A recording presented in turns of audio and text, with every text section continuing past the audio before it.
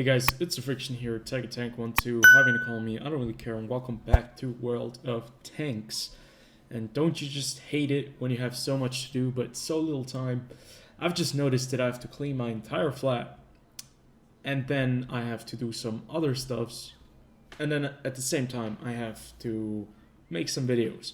Because the next couple of days I am going to be gone. So I want to leave you guys with some videos before I head out. And hopefully you will not notice that I have been gone. That's exactly what I'm planning here. And today we're going to be reviewing the Gsor 1008. You're going to be thinking, Tiger Tank, you're a sellout. TheFrXion, you're a sellout. And yes, I'm a sellout because I decided to buy some more Christmas boxes. I bought 75 of them at first, where I got the ISU 152K. And then I decided to buy 75 more because it was at the very beginning my idea to buy about 150 boxes. That's exactly what I wanted to do, and I wouldn't go any further than that. That's a lot of money either way. And this time ago, I got lucky, I got the Gsor, and I did end up with the Bisonte as well. But today we're going to be reviewing the Gsor. This is probably maybe even more sought after than the Bisonte because it's a British tank destroyer that has an autoloader, 4 shells, pretty interesting gun, pretty interesting design, and looks really, really weird. So that is like a prime target for anyone who wants to play the game. And as always, we're going to ask the age-old question, is it going to be overpowered? Is it going to be an amazing tank and everyone else is missing out? That's kind of the thing that we want to discuss today, and we want to put to the bed if it is overpowered or not. You can see, look in the back, we have Chuck Norris just standing there. Go Chuck. Yeah, you can see I'm just at like mission 11 out of 32, and every single day you get like a mission, so I'm going to be missing out on a couple of these missions, but you can still do the missions later if you missed them from a day, because they'll just stack up and you're going to be finishing them the time you're going to be playing, and you're just going to fulfill these objectives. But the focus today is the Gsor. I can't wait to get Chuck Norris into this tank or any other tank, but the Gsor is currently my focus. Very important is that my Gsor crew at the moment, I've put the Badger crew inside because I want to increase or just make my Badger crew better.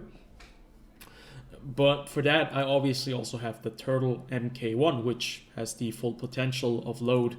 That is the very first thing you'll notice when you are... Actually, I have the wrong Badger crew inside of the Gsor. That is quite interesting. But yeah, the Gsor only has 3 crew members. It's a rather compact, small tank if we look at its stature and its profile. It's not very big. It's very low to the ground. And the turret or tank design is very interesting. I'm not entirely sure if this tank was ever produced.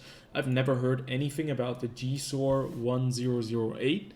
We can just check the detail or the inscription real fast, the description of the tank. A project for a tank destroyer with an oscillating turret in the early 1960s. Developed with the British Gsor program to increase the defense and mobility characteristics of vehicles. The development was discontinued after preparation of a set of blueprints and the production of a dummy vehicle. So, yeah, never built dummy vehicle. Some plans according to Wargaming, but I've never heard of this. I think it was probably... I think these blueprints probably existed, but the tank never went into series, never was produced in large numbers, so that is very interesting. So I think even in War Thunder or World of Tanks, this is like an ideal premium tank to put into the game because it was not really mass produced and it's kind of special in its way. It doesn't fit into the British tech tree at all. There are no British tech tree tank destroyers with auto-loading systems. Not a single one of them. They are very unique though in their way, in their play of style. Either they are super slow and heavily armored and have a very high rate of fire with the Badger and Tortoise lineup, or they are very mobile, don't have a lot of armor, but very, very interesting and good guns. And I think I really like that the British had so many different tank designs for tank destroyers, which is super odd because they're a little island and they will never need tanks on their island. I think it's going to be too late if they're going to be needing tanks on their island because, well, I think if you're on an island, you can definitely defend that island better with some ships instead of vehicles and tanks.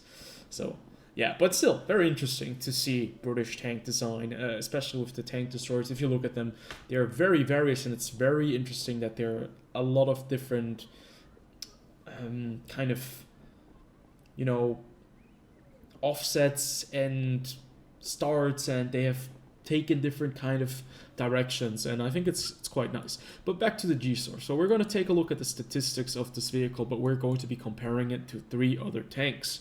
The tanks that we're going to be comparing it to are 3 premium tanks as well. It's going to be the Turtle Mk1, it's going to be the SU-130PM, and it's going to be the Scorpion G. I did not pick any tank destroyer with an auto clip because first and foremost, I don't recall any tank destroyers having an auto reloading system, except for the French. Okay, obviously, I'm an idiot, right?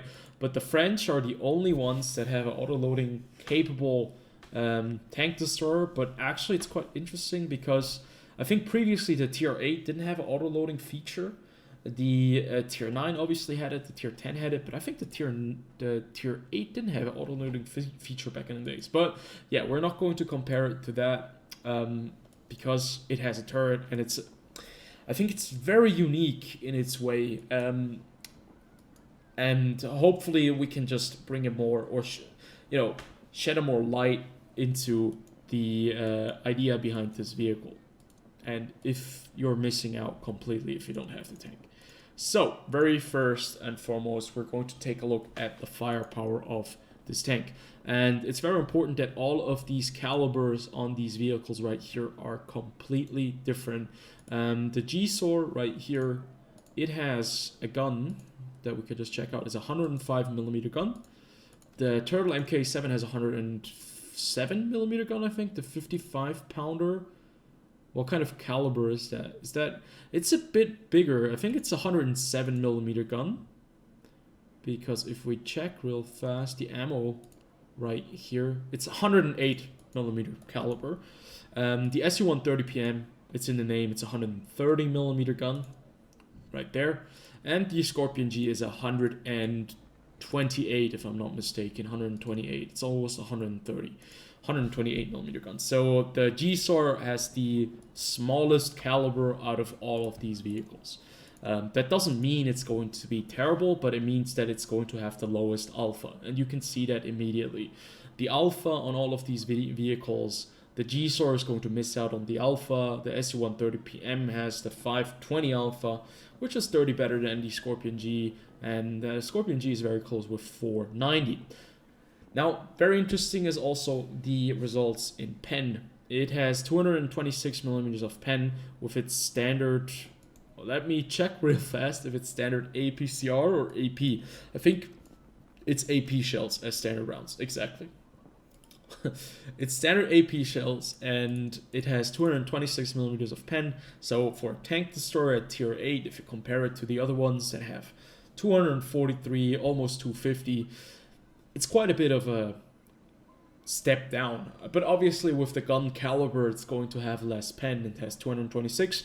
That is still very, very good. That's very capable of taking on Tier 8 tanks, Tier 9s, but you will need to be a lot more careful with placements of your shots, because with the 246, there are certain areas that you can pen and certain angles that you can pen tanks, but with 226, you're going to be a bit limited. It's like the Turtle 1, but the very nice thing about the Turtle 1 is just that it has the best rate of fire. It is basically like the Tortoise, same tank design, a lot of armor at the front, and it has the best rate of fire, and you can see that right here, 6.52 seconds until you get your gun loaded. That is a lot better than the SU-130PM, a lot better than the Scorpion G, and the Gsor is a bit of a special vehicle because it has a magazine. It fires 4 shells. You get 4 shells in a single clip. and reloading them will take you 43.1 seconds. That is a long time to be reloading. That is a long time to be reloading your shells. Because you only do 320 alpha, right? And you have 43 seconds of reload time. That, I think the magazine. Wait, that doesn't make any sense. So the magazine reload is okay, it makes sense. Sorry, magazine reload is 43 seconds, and then the shell reload in between the shots is 2 seconds. So you're gonna have to add an additional 8 seconds for every single shot that you have fired until you're out and you're clipping.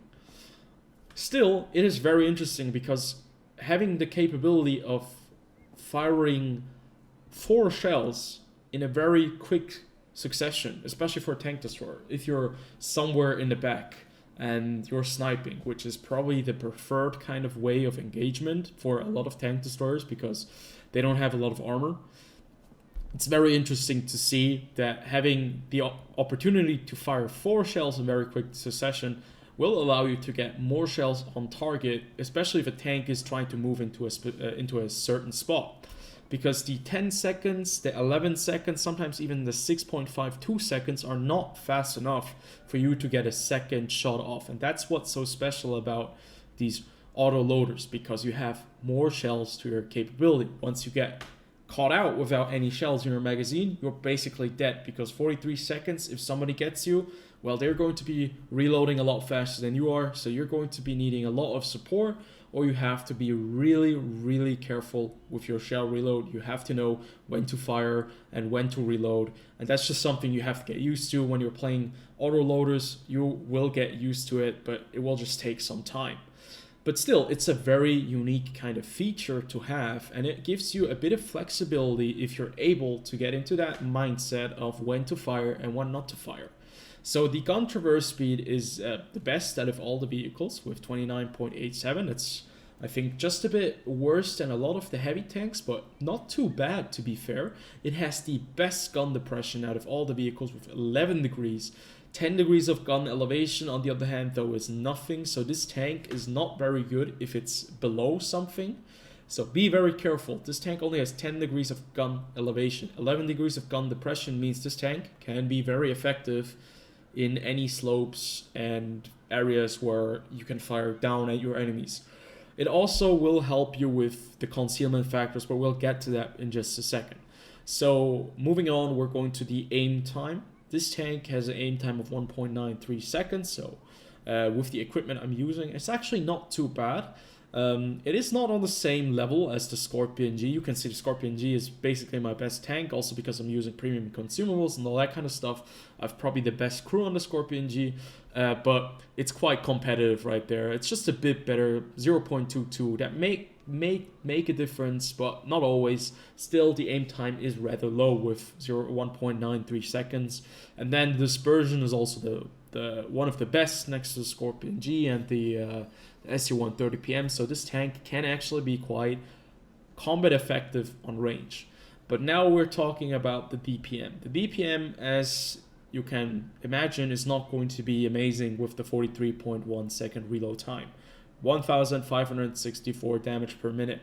That's not a lot of damage. With the low alpha on your gun, it is a tank that probably will not have these monster games all the time where you are doing 3-4k damage. But having that auto reloader or auto loader will give you certain aspects where you can really, really be effective.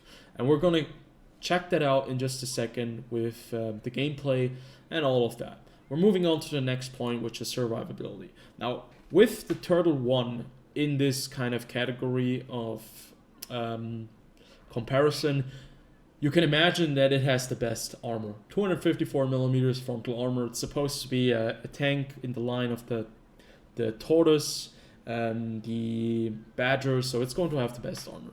The Scorpion G and the SU-130 PM are basically dead as soon as they get spotted. But the Gsor still has enough armor to bounce some shots, and most of the time, at least frontally, is not going to get penetrated by high explosive shells unless they are like HESH shells from some very nasty other British tier 9 tank destroyers, such as maybe the FV4004, for example. It has 1200 HP, which is also the second best. The armor on the hull is 99 millimeters at the front, 51 on the side, 38 on the rear. The turret actually has quite a bit of armor with 152 at the front and 51 on the rear, but it's quite interesting because I think it's rather flat unless you hit like the lower part right there. Especially at that tier, at tier 8, people will be able to go through your turret. You might get some lucky bounces, but this tank is, once it's lit up, it's going to eat shells just like all the other vehicles. It might have a bit of a better time with the shells, but it's certainly not going to be like the heavy kind of tank destroyer that the Turtle 1 is. So keep that very much in mind because that's important. This tank is not invincible. It has not the best armor for itself, but now we're getting into the good stuff. This tank has pretty good mobility features, at least if you're willing to wait a little bit, because it does take time to get this tank up to speed. It weighs 45 tons max, so it is quite heavy out of these 4 vehicles. It's on the same par as the Scorpion G and the Turtle 1. You can just see how incredible the SU-130 PM is. It just weighs 27 tons, but it also only has 400 horsepower. We still get 640 horsepower with 45 tons. That's almost on par with the Scorpion G, so your levels are similar, but you do not have the very same acceleration as the SU-130 PM has or the Scorpion G. I'm not entirely sure why the Scorpion G has such great specific horsepower to weight, because actually it only weighs 38 tons and it has 650 horsepower. Okay, what do I have? I have nothing on this tank in that case. So it accelerates quite a bit faster. 60 kilometers per hour, that top speed is still very nice. You get from point A to B quite quickly. Your traverse speed, on the other hand, is a bit lacking.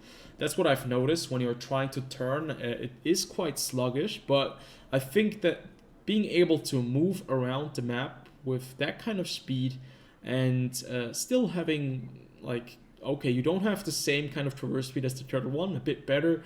You could still be quite mobile. You can still be quite combat effective. Now, the next thing is that concealment. Let me just check real fast if we have a camo net on it. We have a camo net. So currently my crew is not very skilled, especially my commander. If you look at it, Warrant Officer Class 1 Lance Stewart is a pretty big piece of shit. He's pretty bad. He doesn't even have Brothers in Arms fully trained yet.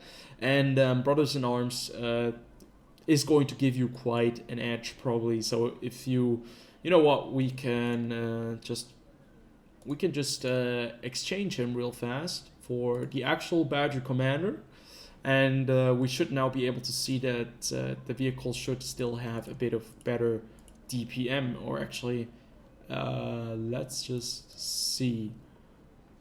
The reload time should go down a bit because now we have Brothers in Arms. Everyone has Brothers in Arms in there, so the reload time is still the same, which is weird. Doesn't make any sense, but whatever. We're going to move on. We're going to take a look at the concealment of this tank. Now, it not being very big will mean that it has pretty good or decent concealment values. I also have the camo net on this tank and I have the camo net on the SU-130 PM. If you are with this tank stationary, you have concealment on, you have 51% camouflage value. That is pretty damn impressive. You will not get spotted easily. It will take a lot for the enemy to spot you if you are stationary somewhere. If you're moving, you still have the best concealment value out of all of these vehicles. Well, next to the SU-130 PM. So you're still going to be able to stay hidden very well because your tank is not very big. So that is something you'll have to use to your advantage. You're going to need to use the mobility and the concealment and the auto reloader or the autoloader, and you just have to know when to conceal or when to go into hiding, when to move, and when to fire. That's very important. This tank is not going to be a lot of fun if you don't know when to engage, if you don't know what to do with an autoloader, and if you're trying to play it as an aggressive kind of tank destroyer that can get out spotted, you're going to have a very bad time. This tank really relies on the ambush kind of factor, because the armor is not going to hold up in a one-on-one engagement, and you don't want to be caught out with your pants down being in the 43-second reload time. Very important. Keep that in mind. Spotting, on the other hand, I have to check real fast if we're using coated optics, because I like to spot for myself in case. I also had coated optics lying around, so I just put it on the tank. There are probably better ways to put things on this vehicle, but you can see the spotting right here, 416 meters. I think the base view range should be about 380 or something like that. I don't think it's 370, so it's not that impressive, but with coated optics you can give yourself a little bit of a boost.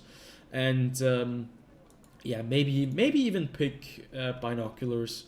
That might just be better. But I thought when I'm going to be moving with this tank, having coated optics might just be a bit better. And I didn't want to use 600,000 credits to get the vehicle.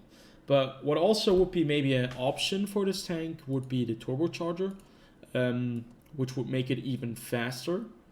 Or you can just get improved aiming class 1 to decrease the aim circle by 5%. Other than that, I don't even know what I would get on this tank. I think optics would be an option. The turbocharger is an option if you want to be a bit faster. You can also get 5% on ventilation, but I don't think that's that important on this tank. I think I would rather stick to having something to conceal yourself with and having some optics as well. So, having talked about that, the outset of this tank, it doesn't look very overpowered, and I can tell you it is not overpowered in its state. It has 4 shells, it has a 43-second reload time, that is a massive long reload time. If you look at the Lorraine 40T, the reload time on this tank is 33 seconds, and it has a better DPM than the Tank Destroyer. It has 33 seconds, and the average damage is 300, so it's almost the same. It has better DPM, and it is faster. It doesn't have a lot of armor, but you know, it's kind of, if you thought that the reload was long on the Lorraine 40T, for example, or maybe even the Somoa SM with 35 seconds, you're going to be quite upset that this tank has actually 43 seconds of reload time. But as a Tank Destroyer, you're going to be sitting at some kind of place for a longer time, a lot more than you're going to be with a Lorraine 40T, hopefully. And that means that during that time, during the downtime, you might just use the reload time for a better placement, for going to a certain spot, and you know, for establishing maybe a new ambush spot. So how do you play this tank? I have a game prepared for you guys where we can take a look at how well it's going to be doing in a certain matchup and what this vehicle is all about. So you know what, without further ado, let's jump over to the gameplay. Take a look at the tank, how it performs in a real life scenario, and then I can give you guys my final verdict on the Gsor 1008. Okay, so we have a game where we are top tier, top dog. Tier 8 versus tier 6, no, actually tier 7, damn it. But still, a very good matchup for a tank as this. Now, there is something that I have not talked about previously.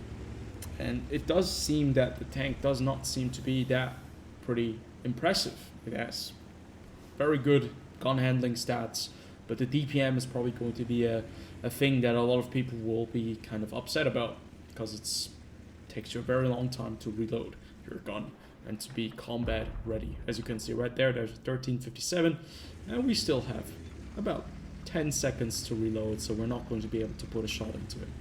Now, very important in this matchup is that we're going to be abandoning the south. That is something that you'll notice here.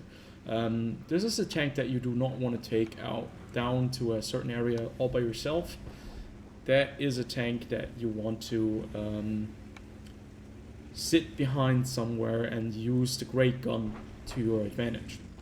You can see our team has kind of taken the route to the north, and some of them do realize that the south is a bit left open, and we have a S51 artillery down there. So what was I talking previously about when I was saying that I have not been completely truthful with you guys? This tank has premium shells that have 321 millimeters of APCR pen. It has a shell velocity of 1,411. That is pretty damn crazy. That is 100 millimeters more pen than your standard AP shells, and that is very interesting because that means people will be using a lot more premium shells, and it's kind of the typical wargaming way of getting people to use the premium shells. Now this is very important. By accident, I hit the 2 key right here.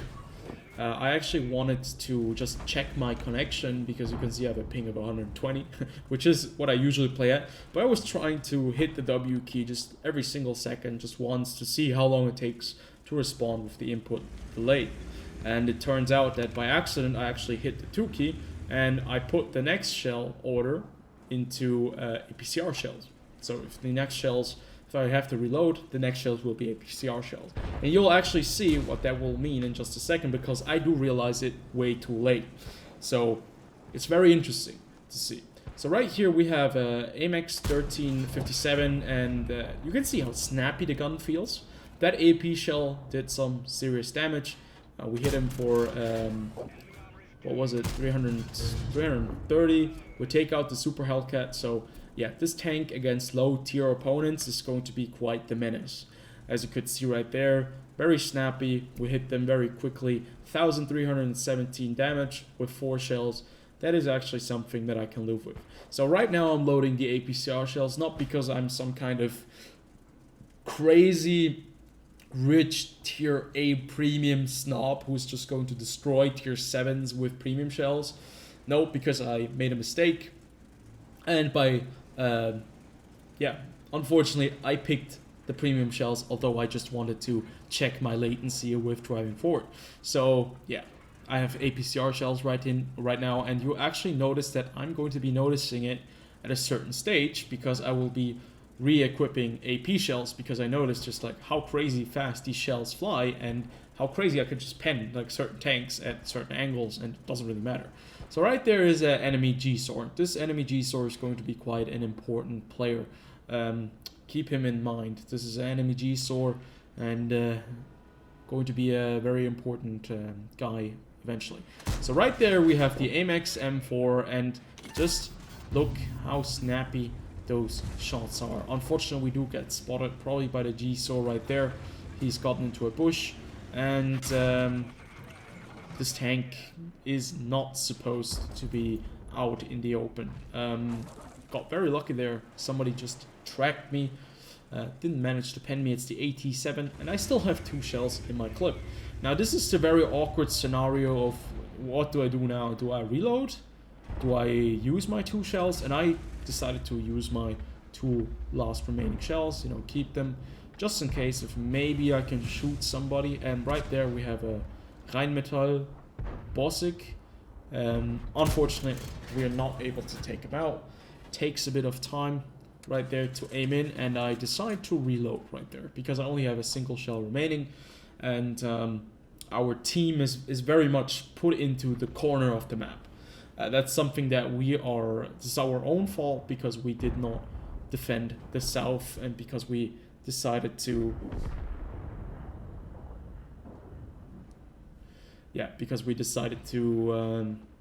not go down south. So right now this is very important. Right here you can see a 110. This tank does not have massive amounts of frontal armor, but it's like a pike nose design, just like the IS-3, but a bit more on the crazy side. So right here I'm just hoping that I'm going to be able to put some shells into these guys because I know there is some kind of slab of concrete in front of that position where you cannot hit somebody, and it looks very dire at the moment. This game looks very much like it's going to be done in just a few minutes because, well, we are not very strong in going out. I cannot push something by myself. This tank is very limited in that kind of sense. You're a tank destroyer. You're very much dependent on everyone else. Right there we have the AT7, and I do decide to put just one into him.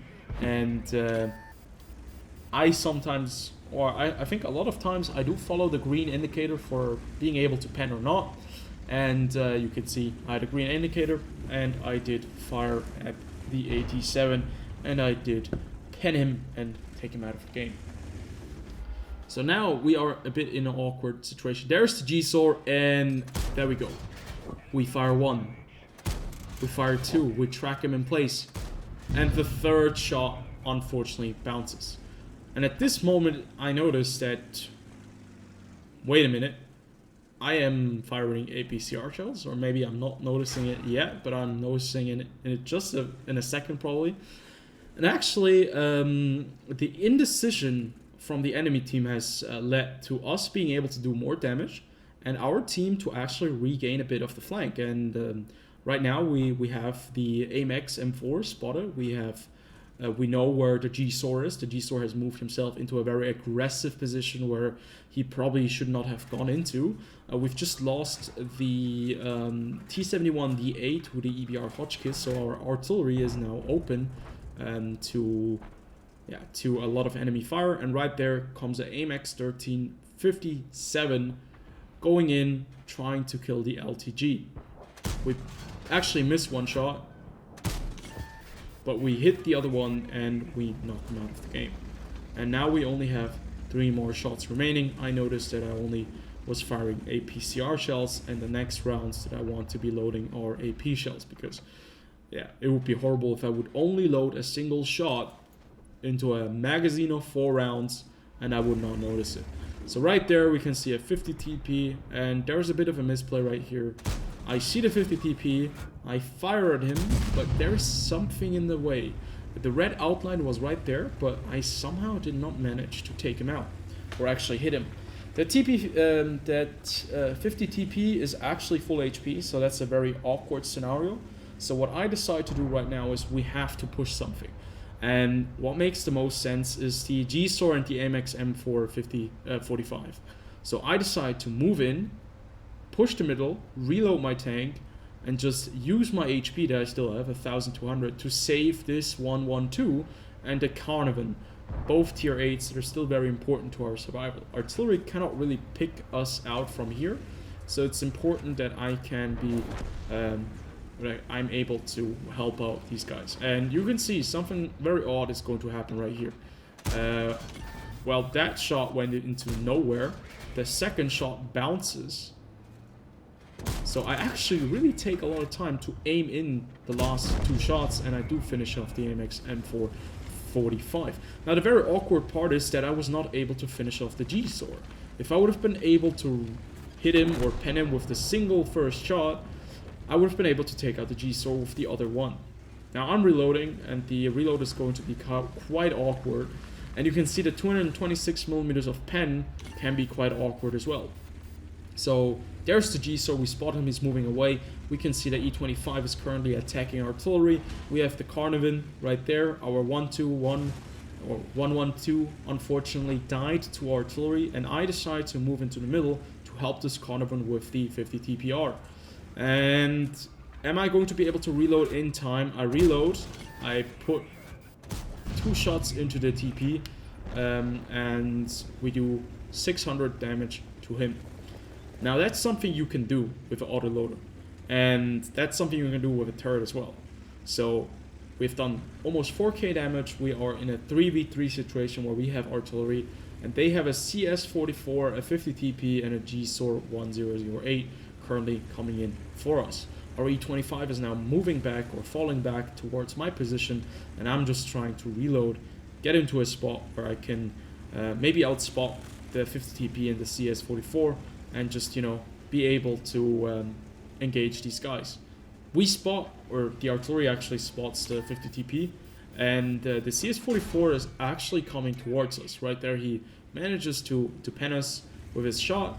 We wait. He's moving towards us because he wants to get behind the rock or use the rock as cover. I put 1 into him, I put 2 into him, and the third one takes him out of the game. That's something you cannot do with the Scorpion G. Having that kind of, clip, and being able to do about, I don't even know, what is a single clip, 1,500? 1,500 damage, that's quite a lot. So you can see me now reloading high explosive shells because I want to be able to take out this 50 TP. It doesn't matter how much pen you have with this 53 millimeters. You're going to be able to just hit him and kill him with a single shot. And that's very important to me, that I can take him out in a single shot. Now the E25 moves up, and the E25 has incredible good camo. If you have a good crew, even, you can be like almost invisible. But unfortunately, the E25 is going to make a mistake in just a second. That is very interesting, because now it's a 2-on-2 situation. We know that the 50 TP is very low HP. We know that Gsor is low HP. And the E25 actually dies. He gets outspotted by the 50 TP PR. That is a Polish tier 8 heavy tank. Now imagine a Polish tier 8 heavy tank outspotted a E25. That's not something that is supposed to happen, especially right there. But it turns out actually he had a perfect kind of line of sight through the bushes. And I was a bit confused right there. I was like, ah, damn it, now I'm a 1-on-2 situation. The Gsor might be trying to move in. The worst thing that the Gsor could do right now to me is he could be using the 50 TP as a setup for me to push him, because I know I need to take him out of the game. And the 50 TP might get a single shot into me, and the Gsor might just finish me off with 2 very nice, well-placed shots. But very interestingly, we can see that either the Gsor or the 50 TP have started capping, and it's probably the Gsor because the 50 TP is behind this island, so I decide to move in. And this is where you can use the strength of mobility with this tank. It's very nice, it's very fast.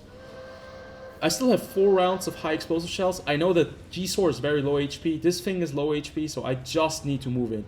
Move in right now. Put one into him, I bounce one off the tracks from the Gsor. He's firing APCR. I got very lucky right there. I'm expecting the Gsor to keep on capping, so I want to see if I can spot him by moving up here a little bit. And this Gsor is very smart. This is a very smart Gsor player. It's only a minute 30 remaining. I know that he still has 3 rounds in his magazine. I'm 907 HP.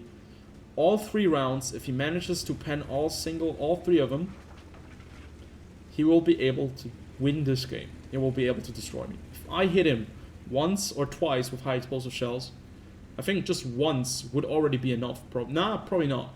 2 times will be enough. We will win this game.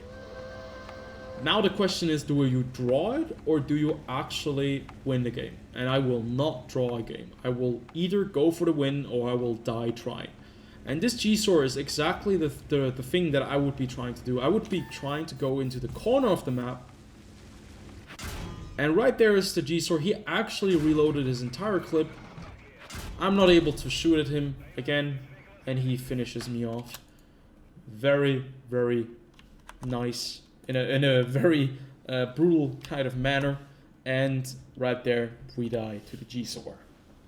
So this was actually a game where the Gsor, you could see how incredible this tank can be if it's in the hands of a very capable player. I'm not talking about myself, I'm talking about that Gsor right there. He made some mistakes, but he survived the very important APCR shell that I threw at his way very early on in the game.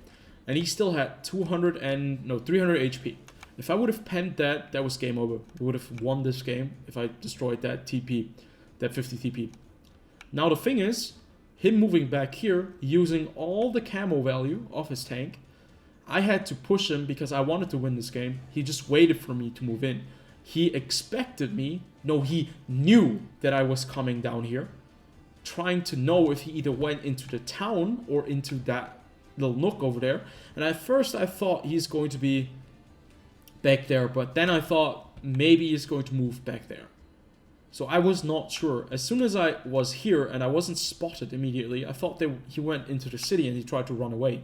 We had 30 seconds remaining and we did eventually die when we got spotted by him right here somewhere. And that was so well played by this Gsor right there. And we got very unlucky. There was not a lot of things we could do. Maybe would have been able to be better off if we moved through the bushes. But at that angle, at that range, he was able to spot me or outspot me altogether. So it was a very good game by that Gsor, very well played. We tried our best. It was unfortunate that the E25 died, because if the E25 would have survived, we would have been able to double tag him or team tag him. And yeah, because if the E25 would have taken a shot, I maybe would have survived. Maybe, but yeah, those are all what ifs, right? But this tank it's really kind of unique. It's in its playstyle, it's exactly what you would kind of expect and want out of wait, let's just back up a little bit so we can use the free cam. It's exactly like a unique kind of vehicle that that Wargaming would want to sell you. Now, let's talk about the very important issue right there. The Apcr shells on this tank are very, very much crazy in the way of how they are placed. They have 321 millimeters of pen. That is something that should actually not be happening, because the AP shells only have 226 millimeters of pen. The difference is about 100 millimeters of pen, and 100 millimeters of pen in a tank destroyer is very, very much. So if you're going up against tier 10s, I think even tier 10s will not like to be engaged by this tank. If you have 321 millimeters of pen, you're going to be able to go through a mouse, through the front, very easily. And yeah, you're kind of in a scenario where the people will decide, well, am I going to be firing AP shells, which are 226 millimeters of pen and might just bounce the Amex M445, or will I be firing APCR shells, which will go through anything, cost me a lot more money, but I'm running a premium tank, so it's not going to be that bad, but it's just going to add more into the problematics of premium shells. So yeah, this tank, I think it's a super cool tank in the hands of an experienced player, but I think this tank is going to be a very, very uncomfortable vehicle in the hands of a new player. And there are going to be a lot of new players, a lot of players that don't really play autoloaders often, that don't have as much experience. They're going to be running into this tank and they're going to be thinking, this tank is total garbage. Your reload time is terrible, your AP shells are not that impressive for a tier 8 tank destroyer, and your mobility and camouflage might save you, but if you don't really know when to move or when to sit still, people might just be a bit confused with this kind of tank. But in the hands of a very experienced player, it can be really good. So balancing wise, in that kind of sense, it's really, really placed in a good place. But then we have the ammo. We have the premium shells. The premium shells are the biggest issue here. Because just the experienced players will be just firing APCR shells.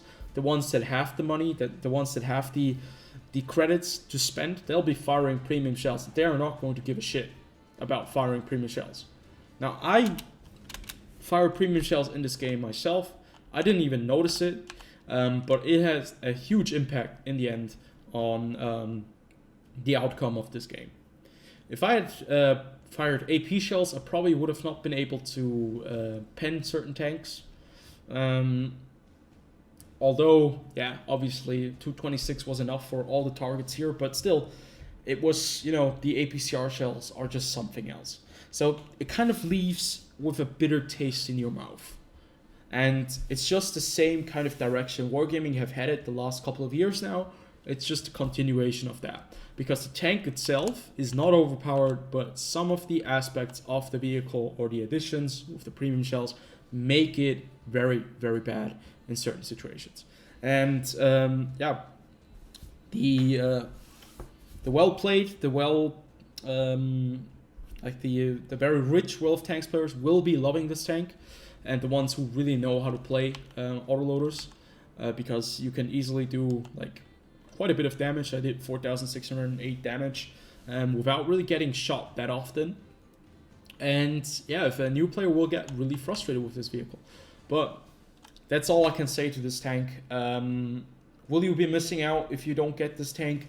Well, that kind of depends on your playstyle. That depends on how much you like unique kind of vehicles. It's quite unique, so I would say it's a pretty cool tank.